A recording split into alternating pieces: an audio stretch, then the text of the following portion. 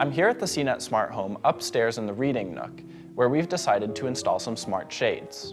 While there are quite a few options out there, we decided to go with Lutron's Serena Shades. While they're a little bit pricey, they have some really cool integration features. First off, they're HomeKit compatible, which means that you can use Siri to control them with your voice. Siri, lower the upstairs shades. Okay, I set all of the upstairs shades to 0. But unlike some HomeKit compatible devices, these will also work with Android phones. So if you get the app, you can actually set it up with IFT to work with Alexa. So with Amazon Echo, you can also get good voice control. Alexa, trigger bedtime. Sending that to IFT.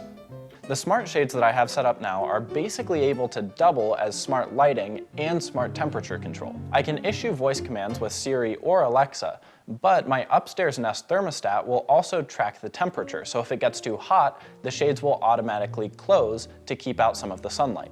Plus, aside from some of the basic offerings, like being able to schedule the blinds or set up very simple triggers, you can also take advantage of geofencing. So if I decide to run out to the store, for example, the shades will automatically close to keep out some of the sunlight and keep the temperature normal. But when I get back, they open back up and the room lights up again. I really liked setting up these shades in this reading nook up here because it's one of the spaces that I use the most at the smart home.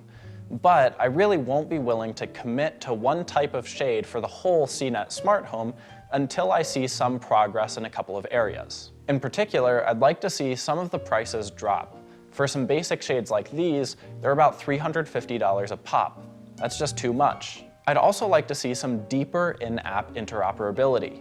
Right now, you can do some pretty cool integration, but that's only possible via third-party apps like IFT. For instance, HomeKit scenes are not the same thing as Lutron app scenes, so you can't actually activate scenes in the Lutron app using Siri, which is also a major problem. Now, I'm not totally committed to the idea of having HomeKit-enabled shades in particular, but until another company, or Lutron, really decides to make these 3 big changes, then the upstairs reading nook of the CNET Smart Home is going to be the only area that has smart shades.